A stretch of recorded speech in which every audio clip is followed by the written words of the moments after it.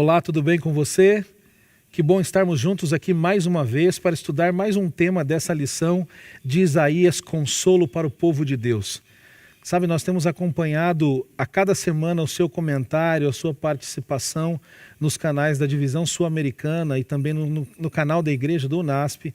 E nós temos percebido através dos comentários como esses estudos têm abençoado você, sua família, o seu contato com Deus. Ficamos muito felizes que isso tenha acontecido. E mais uma vez eu não posso deixar de pedir então que nesse novo estudo, antes de começarmos agora já, ative as notificações, pressione ali o sininho, siga as nossas redes sociais para que você esteja sempre ligadinho quando chegar a hora do vídeo entrar no ar no sábado à noite, no sábado à tarde, você será avisado, tá bom?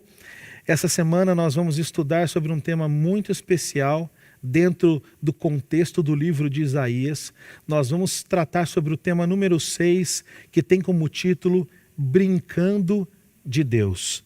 E para tratar desse tema, durante esta semana, eu tenho aqui dois convidados mais uma vez especiais, nessa parceria que nós estamos fazendo com o Seminário Adventista Latino-Americano de Teologia, com sede aqui no UNASP.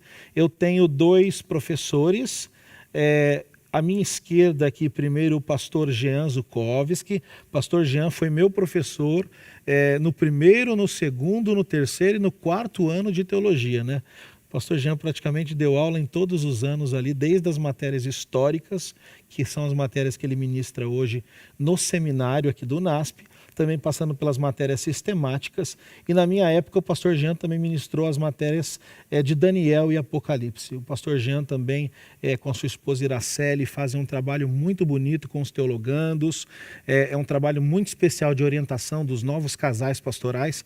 Pastor, é um privilégio receber o senhor aqui. Seja bem-vindo e que Deus abençoe. Eu que agradeço, para mim é um privilégio estar aqui e podermos juntos crescer no conhecimento da palavra de Deus. Amém. Pastor Jean também ministra disciplinas na graduação e na pós-graduação. E falando em pós-graduação, eu tenho aqui como outro convidado o pastor Vanderlei Dornelles. Pastor Vanderlei Dornelles, ele é o coordenador acadêmico da pós-graduação da Faculdade de Teologia do Seminário de Teologia aqui do UNASP. A semelhança do pastor Jean, o pastor Dornelles também ministra disciplinas na graduação, não é, pastor? Na pós-graduação, e entre elas, na graduação, o senhor ministra hoje a disciplina de Apocalipse. E eu me lembro que depois que eu me formei em 2015 e eu assisti a disciplina com o pastor Jean de Apocalipse, eu fui até as suas aulas e o senhor me permitiu assistir ali, também assisti Apocalipse com o senhor também, e ali, com a visão do pastor Jean, a visão do pastor Dornelles, nós podemos crescer no conhecimento. Pastor, seja bem-vindo também, muito obrigado por aceitar o nosso convite. Obrigado, Júlio, é um prazer participar, esperamos conhecer um pouco mais de Isaías, sua profecia, né, através da lição que abordaremos aqui. E para você que está nos assistindo, nós vamos iniciar agora com uma oração. Além de Isaías, o tema dessa semana acaba nos levando também a Daniel, a Apocalipse, duas disciplinas que eu sei que vocês gostam muito. Pastor Jean ministra palestras, seminários sobre isso. E o pastor Dornelles também tem materiais escritos, livros escritos pela Casa Publicadora Brasileira, pelo Sangue do Cordeiro e tantos outros livros. E se você quiser acessar esses materiais, é só procurar pelo nome do pastor Vanderlei Dornelles no site cpb.com.br. Bom, vamos ao que importa. Pastor Jean, o senhor pode iniciar com uma oração para a gente entrar no tema de hoje? Oremos então. Eterno Deus e Pai, nós vamos neste momento abrir a Sua palavra e estudarmos para melhor compreender o Seu plano para o Seu povo e toda a maneira como o Senhor dirige as nações. O Senhor possa iluminar a nossa mente para compreender e explicar a Tua palavra e também iluminar a mente daqueles que vão participar conosco neste estudo, em nome de Jesus. Amém. Amém. Mas antes de entrarmos no tema, eu gostaria de convidar você que está aí agora diante do seu computador, do seu smartphone ou da sua TV, a ler conosco o verso para memorizar do tema desta semana. E ele está localizado em Isaías capítulo 25, verso 9. Vai aparecer para você aí. Você pode ler conosco, acompanhar nesse momento a leitura de Isaías 25, 9, que diz assim: Naquele dia se dirá: Eis que este é o nosso Deus, em quem esperávamos, e ele nos salvará. Este é o Senhor, a quem aguardávamos. Na sua salvação exultaremos e nos alegraremos. Tem um velho adágio, um velho ditado popular que diz que todo menino sonha em ser homem, todo homem sonha em ser rei e todo rei sonha em ser Deus. Mas somente o nosso Deus se tornou menino e veio a este mundo. Nós estudamos sobre a pessoa de Jesus Cristo na semana passada. Mas falando um pouco agora sobre querer ser rei, ou querer ser Deus, ou brincar de ser Deus, que é o tema da nossa semana, do nosso estudo, nós, pastor Dornelles, começamos aqui ao estudar a lição desta semana, que vamos estudar durante toda essa semana, nós percebemos que o livro de Isaías, até o capítulo 12, ele apresenta ali uma seção onde traz alguns oráculos contra algumas nações, mais especificamente contra a Assíria, né? Apesar de o livro de Isaías retomar esse oráculo no capítulo 14, basicamente aqui, dos capítulos 13 até o capítulo 23, o livro apresenta oráculos de destruição contra outras nações.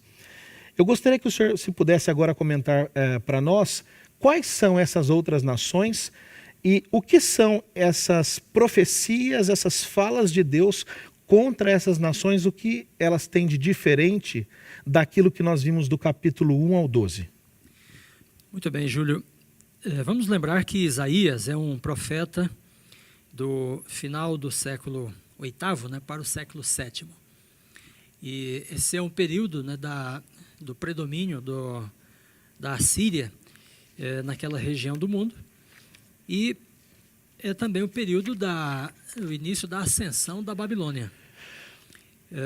Nos lembramos que a Assíria invadiu o reino de Israel, né, ano 722. Então o reino do norte de Israel caiu nas mãos do poder assírio. Um pouco mais de 100 anos depois, o reino do sul nas mãos de Babilônia. Então os dois impérios, os dois poderes predominantes, né, daquela região da Mesopotâmia nesse período é o poder assírio e o poder babilônico. O poder assírio que predominou até um pouco mais, até um pouco além, né, do final do século VIII, e depois a Babilônia durante o século VIII até 539, né, no século VI. Os profetas sempre se relacionam de alguma maneira, né, com os reis. É interessante perceber isso. Veja que os profetas de Israel estavam em constante contato com os reis, ora para assessorá-los, orientá-los, ora para adverti-los, né? Repreendê-los em nome de Deus. Lembra de Elias, né? Que compareceu perante Acabe. Então os profetas tinham vários oráculos relativos aos reis. Muitos deles tinham cargos reais, né, pastor? Muitos deles tinham cargos junto aos reis, né? Cargos reais. Alguns eram profetas do palácio, né? Então veja que o profeta, como um representante de Deus, o rei supremo, né, traz mensagens de advertência e às vezes de repreensão ao rei terreno, que muitas vezes, como você disse no adágio popular, né, deseja ser Deus, ou pensa que é Deus, né, tem um complexo de Deus. Então o poder faz esta perversão na cabeça de muitos seres humanos. Quando eles assumem o poder, têm autoridade, eles pensam que estão acima do próprio Deus, né? Então aparece aí o profeta para dizer: não, você não é Deus, você é apenas um ser humano, né? E é o que ocorre aqui no caso dessas nações. Quando lemos aí Isaías, né, a partir do capítulo 13, então nós temos esses oráculos contra as nações. Veja, que nações temos aqui referidas? Então tem a Babilônia, né, os capítulos 13 e 14. Depois tem os filisteus, os assírios, ainda no capítulo 14, Moabe, um dos grandes inimigos de Israel, capítulo 15, 16. No capítulo 17, olha, a profecia contra Damasco, da Síria, e Efraim, né, o reino do norte de Israel. Profecia contra a Etiópia, capítulo 18, contra o Egito, né, no capítulo 19. Os etíopes, de novo, no capítulo 20. E aí, de novo, a Babilônia, Arábia do Mar, capítulos 21. E 22, profecia contra Jerusalém. Olha só, então há uma profecia contra Efraim, uma maneira de se referir ao reino do norte de Israel. Profecia contra Jerusalém e profecia contra Tiro, capítulo 23. Então é interessante que aqui haja esses juízos contra essas diversas nações. Muitas nações, né, pastor? Muitas, e todas elas de alguma forma relacionadas com Judá e Israel. É interessante que nesse contexto do século VIII para o século VII, né, há uma decadência dos reinos de Israel e Judá. E isso parece que permite, né, que as demais nações se fortaleçam contra o povo de Deus.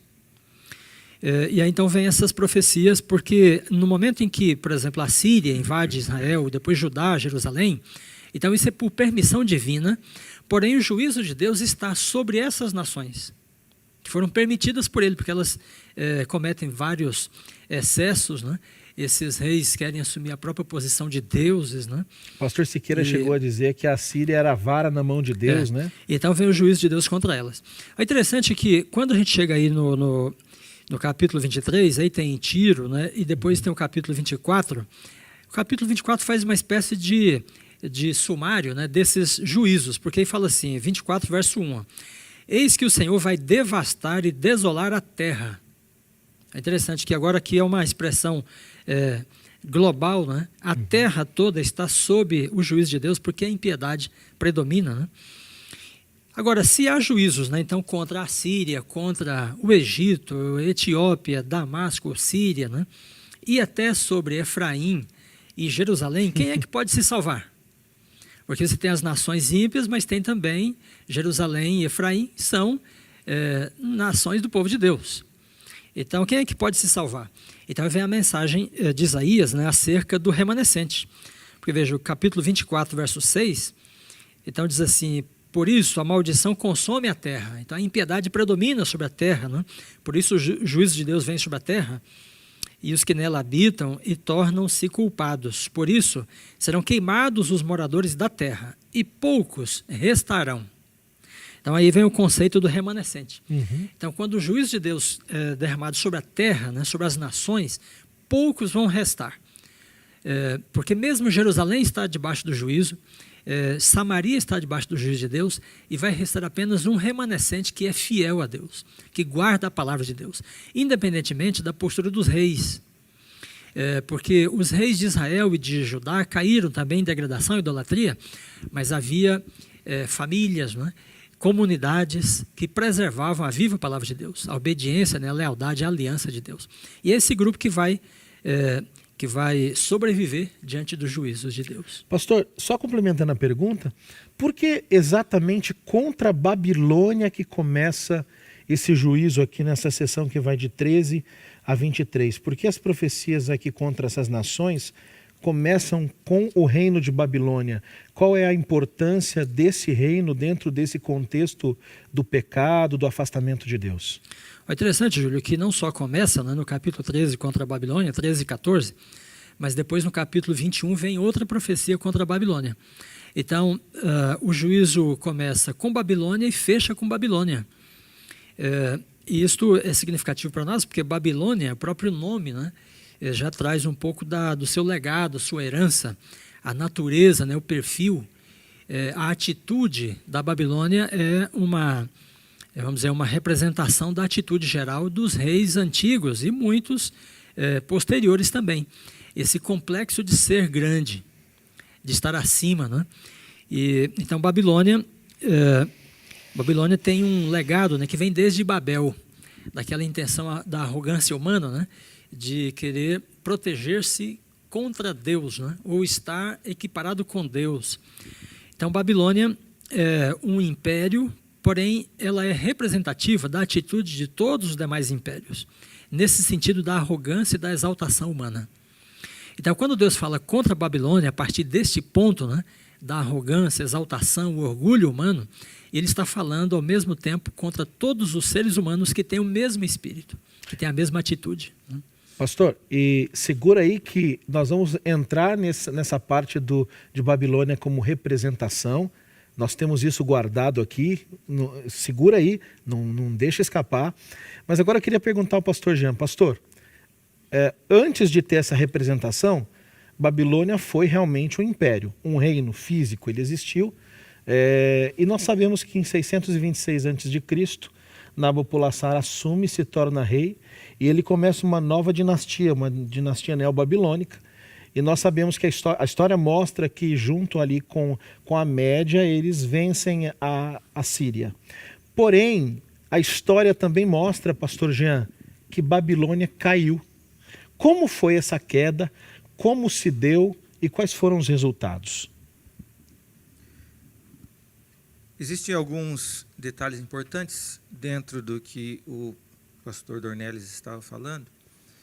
Nesse contexto, nós vemos principalmente no Antigo Testamento, os reinos e as guerras entre os reis representam não apenas um monarca contra o outro, mas representa uma divindade contra outra divindade. Então, o rei ali, se ele não é considerado um deus para o seu povo, ele está lutando em nome de um deus.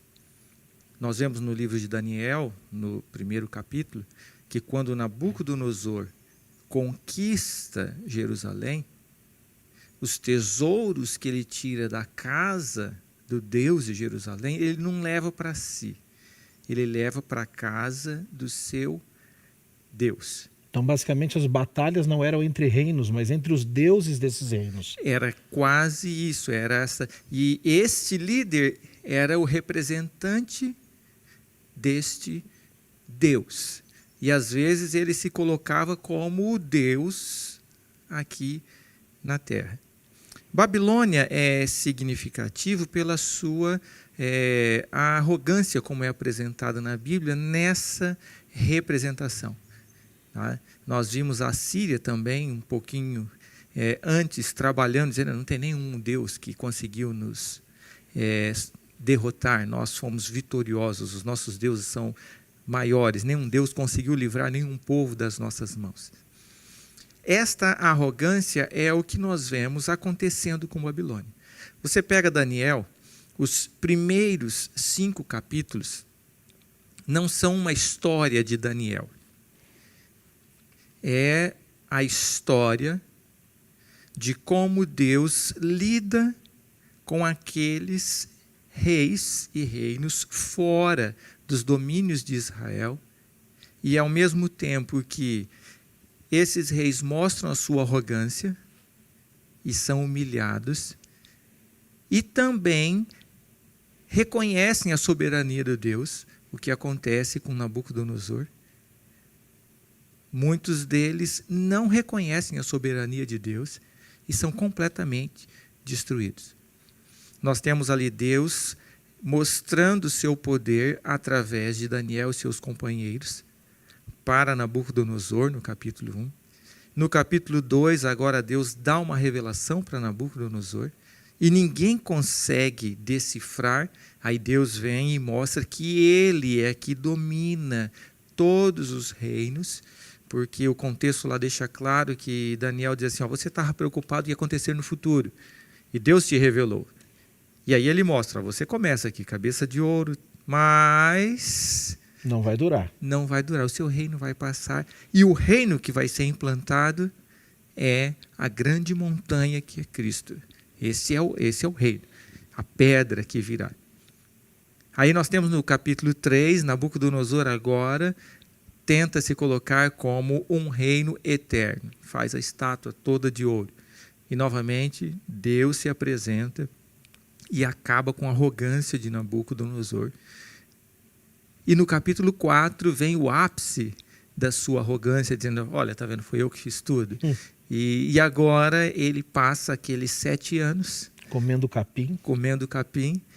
Mas tudo isso era o processo que Deus estava levando Nabucodonosor a reconhecer a soberania de Deus, e é o que ele faz ao final do capítulo 4 de Daniel. O interessante é que, apesar de todo esse processo, de toda essa história, quando nós chegamos no capítulo 5 de Daniel, Belsazar, que viu tudo isso acontecendo, ou se não viu presencialmente tudo, ficou conhecendo, ele era ali da família, praticamente um neto de Nabucodonosor, ele está com Babilônia sitiada pelos reinos da Média e da Pérsia, comandados por Ciro, e ele convoca uma festa. E essa festa tem um contexto religioso, porque ele traz agora os elementos religiosos dos reinos conquistados para mostrar o quê? Babilônia é invencível, não tem ninguém que consegue nos derrotar. Inclusive os utensílios do templo de quando ele venceu o povo de Deus, não é? Ele traz ali também, não é, pastor Jean? E ele traz ali. E é nesse momento que Deus se manifesta e traz o juízo. Falou, olha, agora acabou, não tem mais condições. A taça transbordou. Transbordou. E aqui nós vemos o contexto, né? 2 reis do mesmo reino, Babilônia. Um se submete a Deus, se converte, e o outro mostra toda a sua arrogância. E aí a Babilônia é destruída. É interessante nós vermos que neste momento a Babilônia não desaparece. Tanto no capítulo 6, nós temos ali Darius governando a Babilônia. O próprio Alexandre, anos depois, tenta fazer o centro do seu reino, macedônico, helênico, na Babilônia. Mas ela, com o passar do tempo, quando nós chegamos no tempo de Roma, ela já não tem mais nenhum morador. Ela vai perdendo a relevância gradativamente até o ponto em que ela deixa de existir. Ela deixa de existir como cidade. Então, aquela glória totalmente desaparece. Isso é significativo em 2 aspectos. O primeiro aspecto é o aspecto de Isaías. Quando Isaías lança a profecia, Babilônia não está no seu auge, mas ela está nesse crescendo, como o pastor Dornelles falou, e vai dominar a Síria. Quem olha para a profecia de Isaías e diz assim, Babilônia vai ficar deserta, ele vai dizer o quê? Impossível. Isso é doidura. Nunca vai acontecer. Isso aconteceu várias vezes na história com profecias bíblicas. Sim. Os homens olham e falam o quê? Isso nunca vai acontecer. E nós temos ainda algumas profecias a serem cumpridas. E que as pessoas, alguns, questionam, fazem zombaria e falam, isso nunca vai acontecer.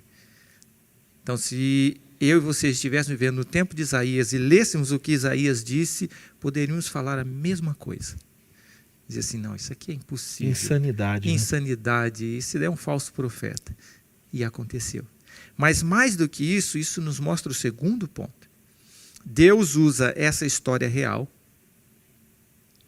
e faz uma analogia para o grande conflito entre Cristo e Satanás. Olha só. Lá no Apocalipse nós vemos esta analogia. Deus está construindo símbolos, pastor Jean.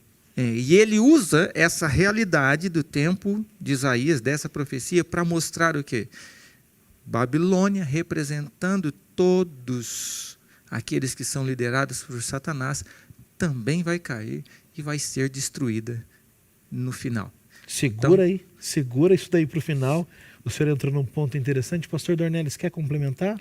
Sim, é muito interessante esse ponto que o pastor Jean estava discorrendo sobre ele, né? Essa ideia de Babilônia nunca vir a ser desolada, né?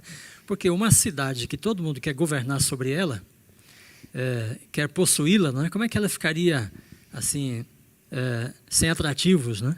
Guardadas as proporções, sem poder, seria dizer, né? hoje que os Estados Unidos deixaria de existir como potência, como reino.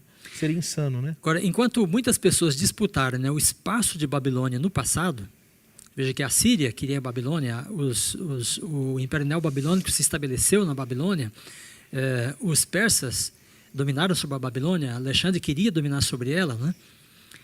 depois de Babilônia, bom, então ela fica desolada, enfim, e depois de Babilônia surge outra cidade, que também tem essa sedução, né? Que cidade que é?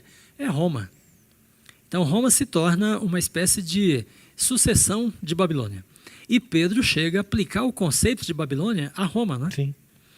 E depois de Roma imperial, aí vem Roma papal. Então os papas dominaram sobre a cidade que antes era dos imperadores romanos. E curiosamente, né, os norte-americanos, algumas vezes se referem aos Estados Unidos como a Nova Roma. Sim. E você tem toda a simbologia de Roma, né, e de Babel também nos Estados Unidos. Então, há uma recorrência, né, à ideia de Roma da era cristã para cá, assim como existe a Babilônia no mundo antigo. Mas ambas são Babilônia. E ambas ficarão desoladas. Então, é essa profecia de Isaías que a gente tem de manter em mente. E como o Jean estava destacando, pode parecer que não, mas se Deus disse, assim será. Você que está em casa, você percebeu? Deus usa a história do passado para nos mostrar como ele vai atuar no futuro. Essa história de Babilônia, a grande cidade, aquela que era o desejo de todos habitar nela, dominá-la, você percebe que ela deixou de existir ao longo do tempo. Porque Deus disse que derrubaria com a sua arrogância, acabaria com a sua arrogância. Sabe, minha irmã, meu irmão, meu amigo que está assistindo a isso, é uma lição para nós. Diante de Deus, primeiro, diante da sua palavra, nós temos que nos colocar debaixo dela. Se Deus disse que vai acontecer, creia, vai acontecer. E um segundo ponto, nenhum de nós é maior do que Deus. Nenhum rei, nenhum governador, nenhum presidente, ninguém, por mais poderoso que seja, é maior do que Deus e pode se colocar acima da sua palavra. Mas, pastor Dornelles, quando surge agora a queda de Babilônia e a libertação do povo de Deus, comecinho de Isaías 14, nós vemos aqui no nosso guia de estudos que também é apresentado um insulto simbólico, uma fala, não agora contra a nação, mas contra o rei de Babilônia. E tem um contexto ali que a gente sabe que não é literal, porque envolve contato com os mortos, etc. Mas é uma forma poética que o escritor bíblico também usa para ilustrar aqui o que aconteceria com o líder, o rei de Babilônia. Ou seja, a arrogância precede a queda, isso está em Provérbios, né? Minha pergunta, como essa fala de Isaías 14, essa fala poética, até dramática, pode ser aplicado ao rei de Babilônia de forma literal? Muito bem, a linguagem poética deve ser encarada, né, como uma linguagem marcada por subjetividade, pela metáfora, né, simbologia, pelo valor simbólico, e por isso ela se torna uma linguagem mais universal. O que parece ser subjetivo, às vezes, é mais para criar uma abarcância, né, do alcance desta mensagem. Então, como você bem falou, quando se refere aos mortos, não é exatamente, vamos dizer assim, um domínio dos mortos, em que eles têm uma existência, mas apenas uma linguagem poética. E a gente deve entender, então, todo esse capítulo 14 a partir dessa perspectiva da linguagem metafórica, poética, simbólica, né? Como o título aqui em terça-feira é a queda do rei do norte, o rei do monte, né? Perdão, a queda do rei do monte, Isaías 14. Então deixa eu fazer um pequeno comentário antes de entrar em Babilônia sobre essa questão do monte. Então tem toda uma simbologia da montanha, né? Isso ao longo do contexto bíblico. Veja que Deus é várias vezes referido, né, como sendo a partir da linguagem da montanha, né? Deus é nosso refúgio e fortaleza. Ele é a minha rocha, né? O trono de Deus está estabelecido sobre o Monte Sião. Então, o que a montanha transmite, né, nessa linguagem poética? É a ideia de estabilidade, de permanência, de refúgio, né, de fortaleza, e também a ideia de altura, de grandeza. Então, quem está sobre o monte enxerga mais longe, né? De certa forma, esta altura é a altura do domínio, do governo, né? Então, as nações são muitas vezes referidas a partir dessa simbologia do monte. O pastor Jean já mencionou aqui, em Daniel, capítulo 2, né, você tem então a estátua e a pedra que cai sobre ela, representando o reino de Deus, se transforma numa grande montanha. Uma grande montanha. Jeremias se refere à Babilônia como um monte em chamas. Uhum.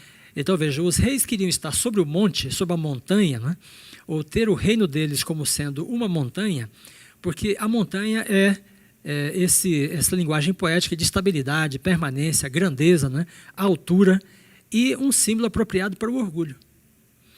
Lembra também que em Mateus capítulo 4, né, o diabo tenta Jesus e o leva ao alto de um monte. E fala para ele, olha, todas as nações em volta, né, que você enxerga daqui, eu vou te dar tudo isto. Então o que ele estava prometendo? Um reino e poder humano para Cristo. Perfeito. Mas Jesus vê as coisas de outra perspectiva, né? Aí por isso nós chegamos no Apocalipse 17, né, o anjo explica para João, fala assim, João, as 7 cabeças da besta são 7 montes. Mas como assim 7 montes? Aí as pessoas que querem entender assim de forma literal, elas falam, a única cidade de 7 montanhas, 7 colinas é Roma. Então a Babilônia é Roma. E aí a meretriz é Roma, a Roma dos Césares, né, dos imperadores. Não, na linguagem bíblica, o anjo está falando de 7 impérios. 7 reinos, né, que pretendem ser como Deus é. Pretendem exercer o poder como Deus exerce. Então, essa linguagem de montanha aqui tem toda essa simbologia no contexto bíblico. É uma disputa do poder, sabe? E os seres humanos querem estar no alto. Daí vem os zigurates, as pirâmides, né, o obelisco, sabe? Que é uma reprodução de Babel, dessa ideia da grandeza, né, de se fazer um monte artificial, de conseguir vir lá de cima, né, e governar lá de cima. No Apocalipse, capítulo 9, também você tem a montanha em chamas, né? Melhor, capítulo 8. Então, é um juízo sobre Roma, e ele vem com essa linguagem da montanha que está ardendo em chamas e é lançada ao mar, ou seja, destruiu tudo, né? O Monte Sião permanece. Então, em Apocalipse 14, então, João diz, eu vi o Cordeiro sobre o Monte Sião, e com ele os 144 mil. Mas a montanha dos reinos humanos, essa é destruída completamente. Muito bem, então essas simbologias mostram a linguagem poética, né, dos profetas e permite você ter uma visão bíblica mais ampla, né, do que eles querem dizer ao empregar essas metáforas. O senhor explicar o que significa o monte aqui, para você que está nos assistindo em casa, eu tenho certeza que agora fica muito mais claro o que significa a queda do rei do monte, né? E veja que o rei do monte, né, é aquele que aí no capítulo 14 de Isaías, que ele diz, 14, 13, né, no monte da congregação me assentarei, nas extremidades do norte, lá em cima, né, no topo. O mais alto possível. Muito bem, então quando o leitor vai passando aqui por Isaías 14, né, então ele vê a profecia contra o hino triunfal sobre a queda da Babilônia. Ele vai lendo, ele pensa, bom, é a Babilônia de Belsazar, de Nabucodonosor, Nabopolassar, né, a Babilônia que invadiu Judá. Só que quando ele chega no versículo 12, ele estranha, porque ele diz assim, como caíste do céu, ó estrela da alva, estrela da manhã, filho da alva, como foste lançado por terra, tu que debilitavas as nações. Então parece que ele fala de Babilônia, mas tem hora que a linguagem extravasa, ou extrapola, né, o limite de Babilônia. Tu dizias no teu coração, olha, 14, verso 13, né? Eu subirei ao céu, acima das estrelas de Deus, exaltarei o meu trono, no monte da congregação. E depois o verso 15, né? Contudo, serás precipitado para o reino dos mortos, para o mais profundo do abismo. Então, esta linguagem poética parece extrapolar um pouco o domínio de Babilônia, porque aqui há uma abertura, né, para se perceber o espírito por trás de Babilônia, o verdadeiro poder por trás de Babilônia, que é aquele que quer sentar-se no monte da congregação. O interessante da referência aqui de monte da congregação é que a gente pode se lembrar de Jó. Então veja que lá em Jó capítulo 1 e 2, né, os filhos de Deus comparecem perante ele numa assembleia, numa congregação. E Satanás está no meio deles. Sim. Só que ele tem o posto mais alto que ele conseguiu, né, por usurpação, é ser o príncipe deste mundo. Representante da terra. Mas quando ele comparece lá, ele pensa assim, eu ainda vou assumir o lugar dele. No monte da congregação vou exaltar o meu trono. Então ele queria estar acima dos principados do universo. E esse desejo dele, né, dessa grandeza, que chega a desafiar a Deus, é compartilhado pelo rei de Babilônia. Porque Babilônia também queria, os reis babilônicos tinham essa mesma pretensão. Mas como você bem disse no adágio popular, todo rei quer ser Deus, né? Isso não era particular do rei de Babilônia. Os impérios têm mais essa característica porque eles dominam sobre outras nações. Mas todos os reis têm esse complexo de Deus. Agora, os impérios, quando eles dominam sobre outros reis, aí mais ainda eles se sentem deuses, sabe? Veja Nabucodonosor, né? Ele chega para os 3 amigos de Daniel, capítulo 3, verso 15, né? Diz assim: quem é o Deus que pode livrar vocês das minhas mãos? Ele se sente acima de todos os deuses. Sim. E desafia, né? Então, quando Isaías fala da queda do rei da Babilônia, ele nos permite, nessa linguagem poética, visualizar que o rei da Babilônia compartilha com Satanás do seu intuito, né, de ser igual a Deus, no sentido de ser substituto de Deus. E aí então vem o juízo, né? Contudo, serás precipitado para o reino dos mortos, no mais profundo abismo. E Apocalipse termina com o diabo preso no abismo, né? E depois lançado no lago de fogo. Então esse é o destino de Babilônia e é o destino depois de Satanás no fim dos tempos. E já pegando esse gancho, pastor Jean, aqui no próximo dia dos nossos estudos, que vem falando da porta dos céus, nós sabemos que Babilônia vem de Babel, Babel, porta dos céus. O pastor Dornelles falou dos zigurates, dos obeliscos, tentando alcançar os céus. Aqui em Isaías 13:14, parece que há uma mescla entre os insultos que são proferidos contra o rei de Babilônia e contra Satanás. Afinal, como que eu aplico isso aqui para o rei de Babilônia e ao mesmo tempo para Satanás? O contexto aqui é imediato, é futuro. E já aproveitando, Babilônia também, como o pastor Dornelles comentou, Pedro se refere depois a Roma.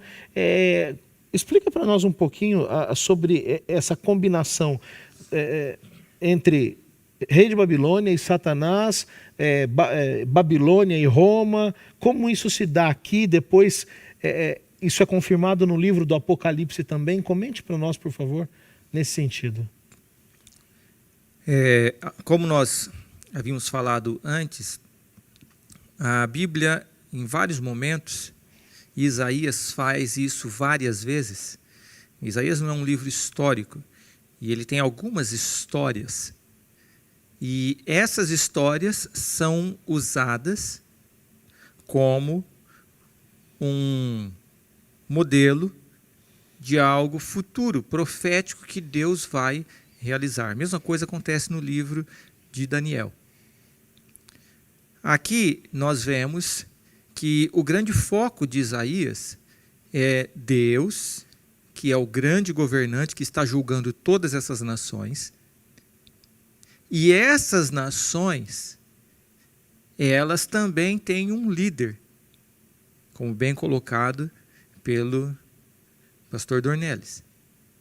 E esse líder está nesse grande conflito, tentando usurpar a soberania de Deus. Pastor, então cada império tem um líder, mas ao mesmo tempo cada líder desse é liderado por um único líder.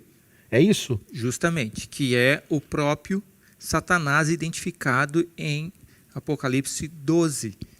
Então, ele tem os seus agentes.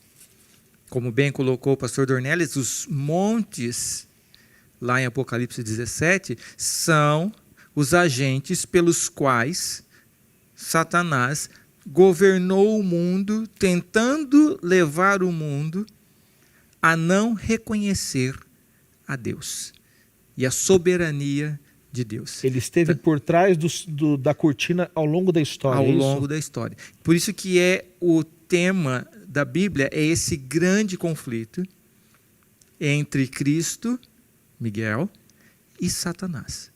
Esse aqui é o grande foco do que está acontecendo. E esse foco ele é usado, Babilônia, apenas como sendo um modelo. Aquela que representa todos esses reinos através da história. Okay. Então, é como se fosse assim, você pega um paradigma, né? Babilônia é o paradigma, usado na Bíblia para representar essa rebeldia contra Deus. Por que é usado esse paradigma de Babilônia? Quando nós vamos lá em Gênesis, no capítulo 11, quando faz a primeira menção à Babilônia, nós vemos o que eles, aqueles que construíram Babilônia, tinham a intenção.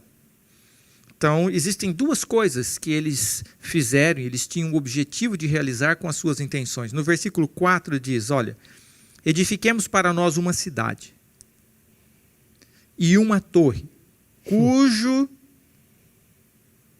cume toque no céu. Novamente a ideia de estar a grande montanha, mais alto que todos. Alcançar o topo. E aqui existe o foco. Qual era o objetivo da cidade e da torre? Então, duas coisas. E façamo-nos um nome. Primeiro. Segundo, para que não sejamos espalhados sobre a face de toda a terra. Interessante que a Bíblia vai usar muito essa questão do nome. E no Novo Testamento você é rico em ter ali a ideia de que não existe um outro nome. O único nome que todos vão se dobrar é o nome de Cristo. Exatamente.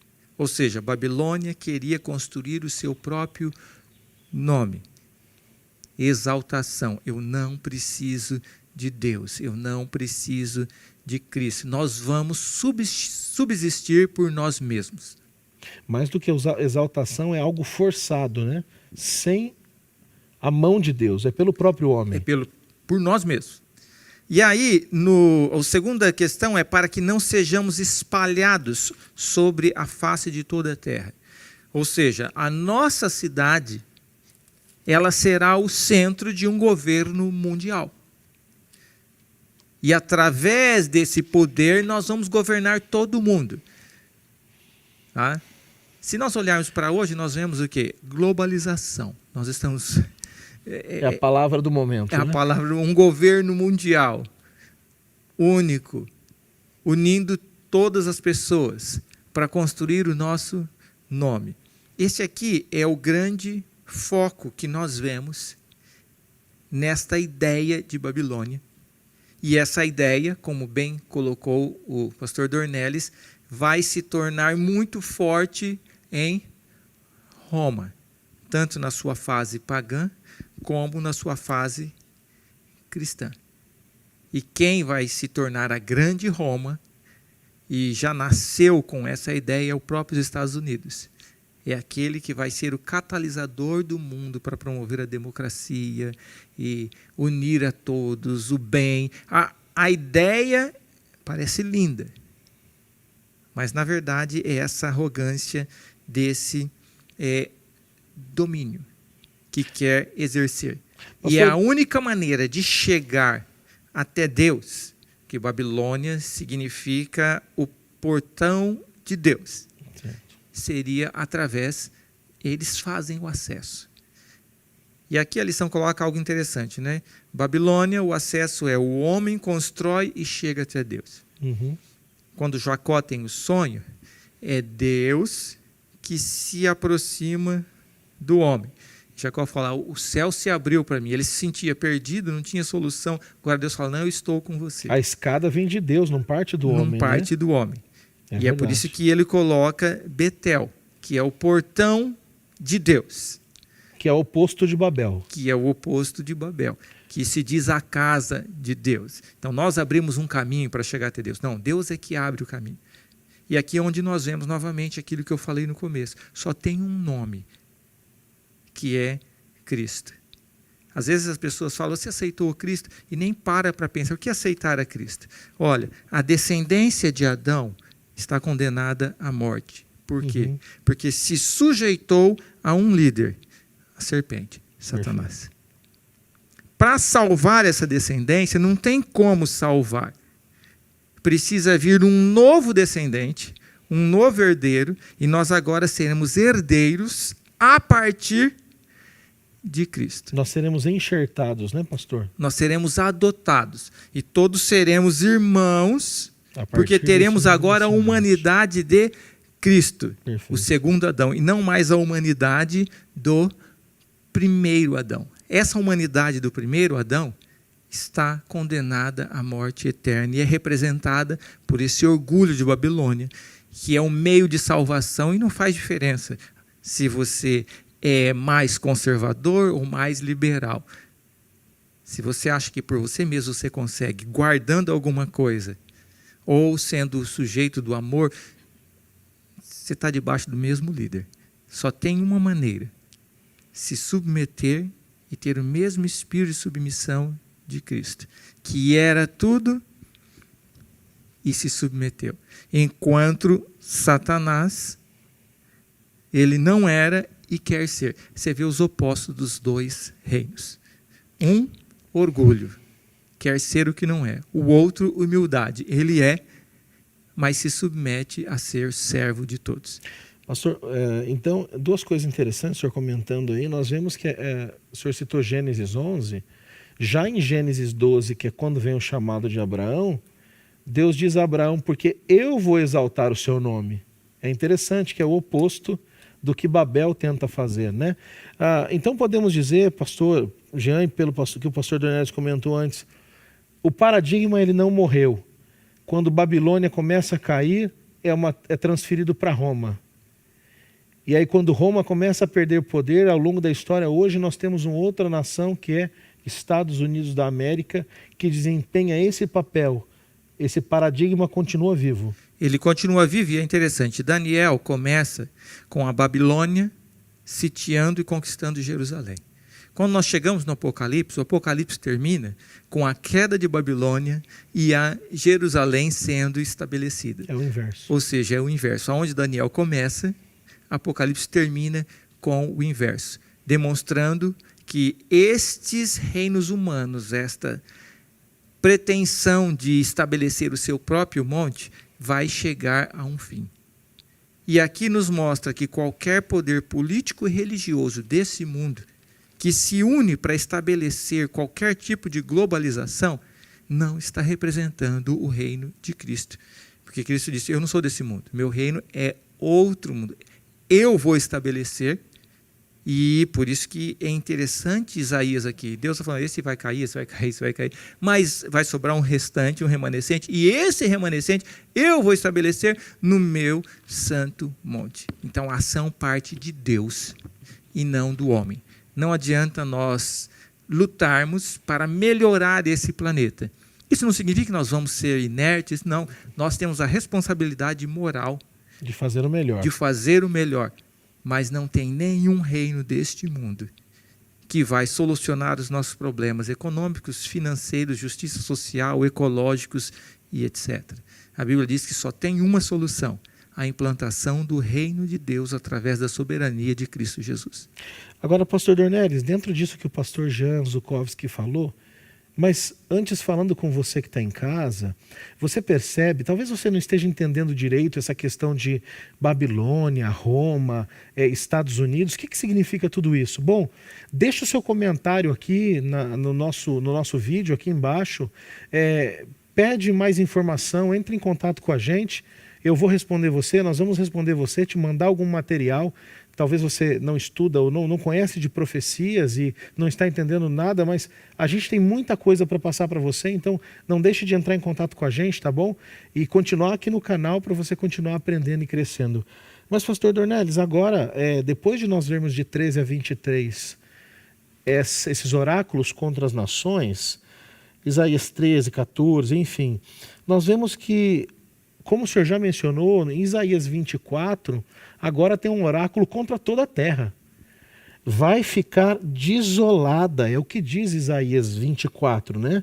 E claramente aqui, nós temos o contexto imediato de Isaías 24, mas há uma ligação forte com Apocalipse 20, me parece.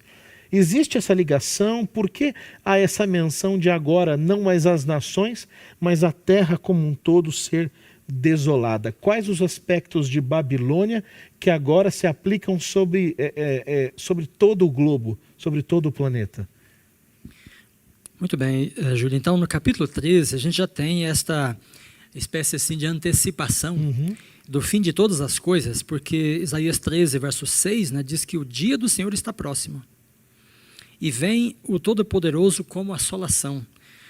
A lição diz assim, uma linguagem forte, né, que fala desse momento que Deus se levanta contra as nações para vingar seu povo, né, e salvar o restante do seu povo, o remanescente. Veja que o verso 7 diz, pelo que todos os braços se tornarão frouxos, e o coração de todos os homens se derreterá. Então, aqui é uma linguagem realmente abarcante, porque está se referindo à terra, aos habitantes todos da terra. E aí o verso 9 diz, eis que vem o dia do Senhor, dia cruel, com ira e ardente furor, para converter a terra em assolação, e dela destruir os pecadores. Ele vem e vem para destruir, pastor, é isso mesmo? Ele vem para destruir os pecadores, assim está afirmando o profeta, né? Porque as estrelas e as constelações do céu não darão a sua luz, e o sol logo ao nascer se escurecerá, e a lua não fará resplandecer a sua luz. Muito bem, então, veja que nós falamos aqui desta questão da profecia local, né, temporal de Isaías. Ele realmente está falando da Assíria, de Babilônia, daquelas nações daquele tempo, né? Mas a sua linguagem extrapola um pouco isto e avança para o dia do Senhor lá na frente. De certa forma, é possível, né, que na visão de Isaías, lá no século 8º e 7º, ele pensasse no dia do Senhor como o dia da vinda do Messias, de Jesus, na encarnação. E ele fala, né, do Emanuel, Deus conosco, e a perspectiva deles era de que a queda de Babilônia, e qualquer que fosse Babilônia na época, fosse a Babilônia de Belsazar ou a Babilônia dos Césares, né? Porque Roma é a Babilônia também. Então, quando Jesus se manifestasse, ele derrotaria a Babilônia e então resgataria Israel. Agora, quando entramos no Novo Testamento, aí as coisas ficam mais claras, né? Porque o Apocalipse atualiza toda esta visão profética e mostra para nós que a queda final da Babilônia é lá no dia do Senhor escatológico, na segunda vinda de Cristo, não na primeira, né? Mas essa linguagem, né, de escurecimento do céu, sabe, queda das estrelas, né, é uma linguagem de juízo, é muito forte ela. Então, sempre que os profetas falam do dia do juízo final, o dia que o Senhor entra em confronto com a terra, com seus moradores, os pecadores, né, eles trazem essa imagem do escurecimento, a ausência da luz, né, para mostrar que não há segurança diante da manifestação de Deus, só aquele que está em Cristo está seguro. Pedro chega a dizer que os elementos vão se derreter, que o céu vai se enrolar como um pergaminho, né? E aí não é o fogo, né, do sol, não é o calor do sol, é o próprio Deus, porque ele diz, o Senhor é fogo consumidor. Sim. Né? Bom, há aquela ideia, né, de que Deus a ninguém destrói. E que nós devemos perceber em Deus somente a bondade, né? É claro, Deus é todo bondade, né? Deus é amor. Deus é misericórdia, né? Há pouco tempo o pastor Reinaldo pregou aqui um sermão dizendo que a glória de Deus é a sua bondade. Lembro bem. Então, o atributo assim mais predominante, né, mais evidente de Deus é a sua bondade. Mas isso significa que Deus não destrua, que Deus não tem ira, né? Deus não se encoleriza. Não, a Bíblia é muito clara ao falar da cólera, da ira de Deus, no Antigo e no Novo Testamento. E aí, para que ninguém tenha dúvida, né, no Apocalipse, capítulo 6, então fala da ira do Cordeiro. Então aí o Cordeiro de Deus, né, o todo misericórdia e amor, também se ira. Então ele é misericórdia e amor para com aqueles que se arrependem, que se convertem, sabe, que se humilham, né, e buscam a redenção nele. Mas ele é ira e poder destruidor contra aqueles que permanecem no pecado, contra os impenitentes, sabe? Aqueles que não se arrependem, que são arrogantes até o final da sua jornada. Então a ira de Deus se acende contra estes. Então, Isaías não deixa dúvida, né? Deus se levanta para destruir os pecadores, que permanecem no pecado apesar do apelo da misericórdia. Deus se levanta para destruir aqueles que estão em Babilônia e que resistem ao chamado, né? Apocalipse 18 diz, sai dela, povo meu. Quem não sai permanece lá, permanece com o espírito de Babilônia, esses estarão sujeitos ao poder destruidor de Deus. Aí quando chegamos em Apocalipse 19, não há dúvida, né? Então quando o cavaleiro se manifesta, né, com seu exército, a terra fica toda assolada. E atrás dele, né, o rastro da destruição. Então a ira do Cordeiro vai se manifestar no dia do Senhor. Depois dos 1000 anos, né, então o fogo desce do céu. Veja, não é fogo acendido pelo ser humano, não é fogo desta terra, é um fogo que desce do céu e vai destruir tudo que há de impiedade, de injustiça, de corrupção na terra. Então, Deus é misericordioso, salvador, Deus é amor, mas Ele também é justo, né? E é isso que traz segurança para a sua criação. Porque se Deus fosse inerte, passível diante do mal, que segurança o justo teria, né, de que todas as coisas terminarão bem? Não haveria segurança, né, para o universo se Deus não fosse também capaz de irar-se contra aqueles que se levantam contra Ele, se Deus fosse impassível, né? Então, na linguagem dos profetas, não há essa ideia de um Deus impassível, né? Não, Deus se alegra com a bondade, com a justiça, com o amor, e Ele se ira contra a corrupção. Veja, no mundo de hoje, né, a corrupção está atingindo um nível, né, de globalização. Corrupção, miséria, destruição. No contexto da pandemia, veja quanta corrupção, quantas pessoas estão tirando dinheiro que seria usado para salvar vidas, né? É verdade. Então, contra essas atitudes, Deus se encoleriza, Deus fica irado. E Ele se levanta finalmente para destruir aqueles que destroem a terra. É a linguagem de Apocalipse capítulo 11. E nesse detalhe é importante nós vermos que no Apocalipse é colocado que a destruição final está reservada para a Babilônia, tá? E Satanás e seus anjos. Então são os agentes e Satanás e seus anjos. Tem um grupo específico ali, pastor. Por isso que há o chamado para todos os seres humanos falar assim, ó, sai de Babilônia, como o pastor Dornelles falou. Ou seja, quem ficar é porque escolheu estar lá. Deus já está dizendo assim, ó, esses daí vão ser destruídos. Você não precisa, eu não quero, eu não tenho prazer na morte do ímpio. Sai daí, porque não tenho o que fazer.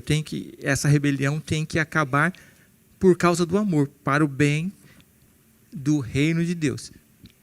Então, quem ficar é porque escolheu estar lá. Tá? Aí ele não pode culpar a Deus e falar, não, Deus não vai destruir. Não, Deus vai destruir Satanás, seus anjos e Babilônia. Mas você não precisa ficar lá. Você pode sair de lá. Eu gostaria de frisar, pastor Júlio, veja, como é que nós podemos sobreviver ao dia do Senhor? Quem é que sobreviveu, né, quando Deus se levantou em juízo contra a Síria, contra a Babilônia, contra Jerusalém? Né? Aqueles que estavam firmados em Cristo, em Deus, na palavra de Deus. Né? O pastor Jean falou agora há pouco aqui de um poder que está por trás, né? Nós falamos também de todos os reinos humanos. E Daniel capítulo 10, no versículo 13, né, ele abre essa cortina, sabe?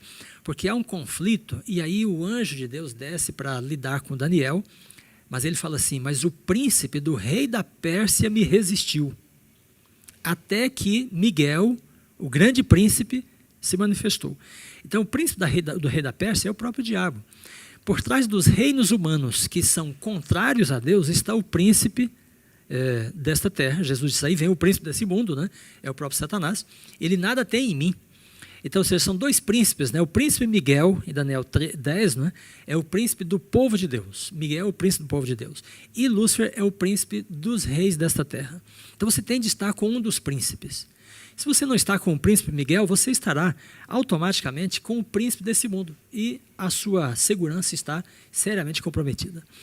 Agora veja aí, nós devemos nos lembrar que no juízo de Deus contra a Babilônia, esse juízo é por causa do orgulho, né, da arrogância de Babilônia. Todo aquele que se exalta será humilhado.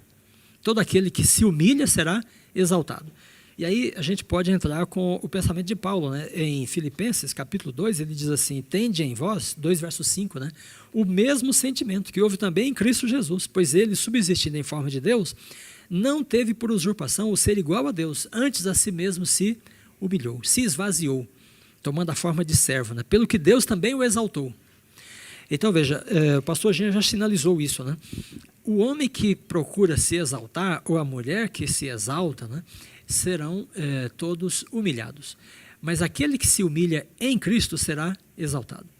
Porque esta é a vitória de Cristo. Ele se esvaziou, ele se humilhou, ele viveu para servir, enquanto que Satanás se exaltou e quis viver para ser servido. Então, ou nós temos o espírito e a atitude, né, de Lúcifer, ou teremos o espírito e a atitude de Cristo. Então, essa é a escolha, né, que esse estudo de Isaías coloca para nós. De que lado você está? Qual é a sua atitude? Qual é o seu espírito? Você quer ser como Deus, como Eva quis, né, e aí caiu? Você quer ser como Deus, como o rei da Babilônia? Ou você quer ser como Cristo, aquele que serve, que vive para servir? Porque é nessa atitude que está a segurança, né, no dia do Senhor. Aqueles que se humilham serão exaltados. Humilhar-se aqui é aceitar a vontade de Deus e buscar, né, o poder de Deus na nossa vida. Pastor Jean, aproveitando a fala do pastor Dornelles, nós estamos chegando ao fim. Por que orgulho e arrogância são pecados assim tão perigosos e tão difícil do ser humano abandonar? E são pecados que muitas vezes eles não podem ser vistos, estão no coração, né? O pecado e a arrogância, o orgulho, eles cegam o ser humano. Como isso pode atrapalhar a vida cristã de uma maneira agora mais prática? O que podemos aprender com o que vimos até aqui? O princípio do reino de Deus é servir. Quando nós observamos, nós falamos muito de amor, servir, e às vezes não pegamos o que realmente está acontecendo.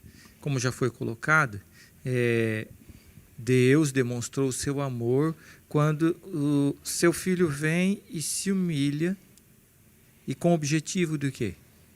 O que é que ele ia ganhar com isso? Não, ele simplesmente estava ali, seu discípulo, fazer a vontade do Pai. Quando não tem esse espírito de serviço, a lei áurea, faça para os outros aquilo que você gostaria que fizesse para você, não de uma forma egoísta, aí nós vamos ter o quê? O desejo de supremacia. E o desejo de supremacia é um problema sério, indo bem no particular. Se nós estamos aqui, eu quero me sobressair mais do que vocês, eu vou ter que fazer o quê? E eu sou bom e vou ter que diminuir você. Automaticamente eu criei o quê? É inevitável, né, pastor? Eu criei um problema porque agora a natureza minha, se fosse feito isso comigo, eu ia tentar fazer o quê? Não, eu sou tão bom quanto você. E você já percebeu que isso acontece com os seres humanos? Sim. Então, o orgulho, o desejo de supremacia, ele causa ódio, ele causa uma resposta de desejo de supremacia. E de desavença, e de briga. E nunca tem fim isso. Agora, eu tinha um amigo de quarto, que você chegava para ele e falava, olha, você é muito feio. Ele falava, olha, eu sou mesmo, mas você é bonito, posso andar com você? O que acontece quando a pessoa... Como é que você fica? Você vai falar mais alguma coisa? Não, se desmonta. E é isso que a Bíblia diz. Olha, às vezes a gente não entende e leva ao pé da letra, né? Jesus, olha, o cara bateu na face, dá a outra. Não é necessariamente de você ser uma pessoa que fica ali, né? Um bobão, né? Como não, fala, né? É o princípio aonde você desmonta a outra pessoa pelo caminho do serviço e do amor. Essa é a única maneira de se ter paz, harmonia e equilíbrio. Aonde surge qualquer desejo de supremacia, o orgulho, aí desmonta qualquer sociedade. E esse é o problema que nós temos nos reinos desse mundo. Colocam-se leis, nós estamos no Brasil, falamos, o governo rouba isso, aquilo, outro. Mas, se cai um caminhão... Bem lembrado. Tem um acidente lá... Eletrodomésticos, o que acontece? Você deixa lá porque não é seu? Vai saquear. Esse é o grande problema. Eu penso em mim, se eu tive a vantagem, tá bom. Esquece outra. E é a centralidade no eu. Esse é o orgulho. E essa é a desgraça que a Bíblia diz que é o pecado. Agora, quando Cristo entra, isso não é nosso. Ele vai colocar o amor, a paz, a bondade, a mansidão. Nós não temos isso. Ninguém tem. Não é guardando a lei que você consegue isso, não tem como. É somente o Espírito Santo que pode colocar esse princípio, e Jesus disse que está à disposição, é só pedir.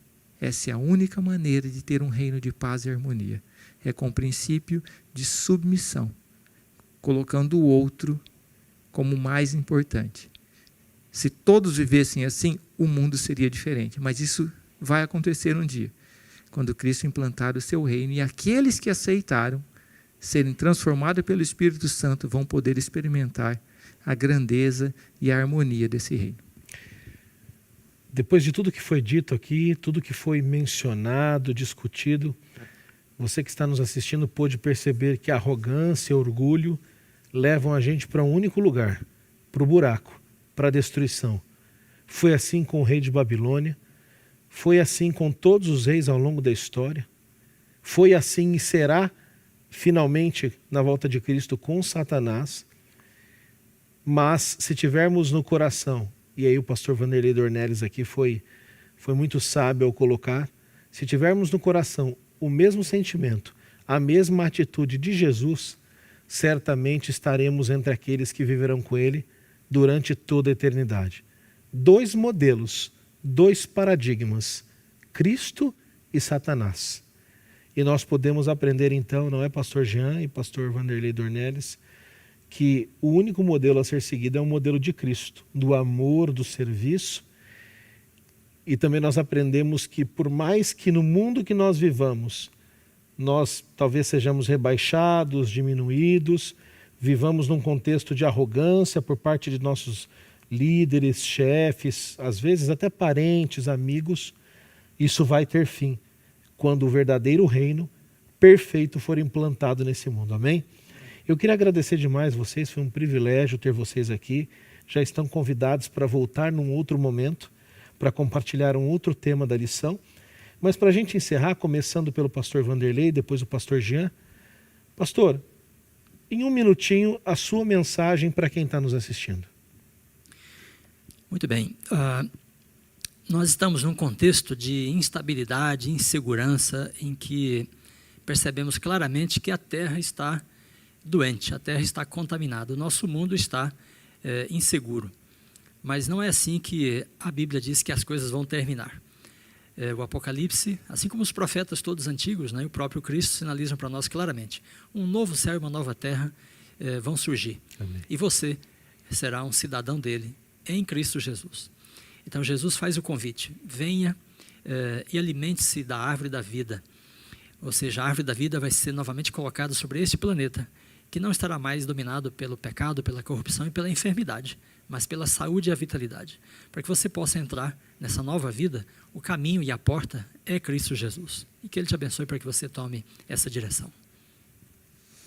E eu gostaria também de convidá-lo, apesar de todos os problemas e coisas ruins que temos aqui neste lado, nesse mundo de pecado, se hoje, ao aceitar a Cristo, se submeter a Ele, você tiver esse mesmo princípio de Cristo, de servir e buscar a sabedoria em Deus, a graça de Deus, mesmo aqui, você vai poder usufruir melhor todos os aspectos deste prazer, dessa alegria que é servir a Cristo, além de, como disse o pastor Dornelles, participar no futuro desse reino sem nada dessas desgraças que estamos aqui. Vá até Deus, conheça a sua vontade, se submeta à sua vontade e a sua vida será mais feliz aqui e terá também a vida eterna. Amém. Pastor Dornelles, o senhor pode encerrar com uma oração? Pois não. Momento? Oremos a Deus.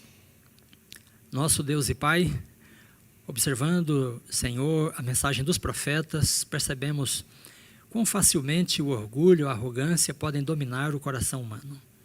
Somos atraídos, somos inclinados para esse espírito, essa atitude que também esteve no coração do próprio Satanás desde o princípio. Mas, ó Pai, observando a mensagem evangélica de Isaías, dos demais profetas, dos evangelhos, nós percebemos também que um princípio diferente, o princípio do serviço, do esvaziamento do próprio eu, da obediência, da submissão, também podem tomar parte em nosso coração. E que possamos realmente mirar o exemplo de Cristo e segui-lo, tendo a sua mesma atitude, de viver para servir, para promover o bem, para redimir as pessoas, para fortalecê-las, e que assim, vivendo para servir, possamos ter sobre nós o nome de Cristo, a marca, o selo de Cristo, e assim possamos ser também cidadãos do reino de Cristo.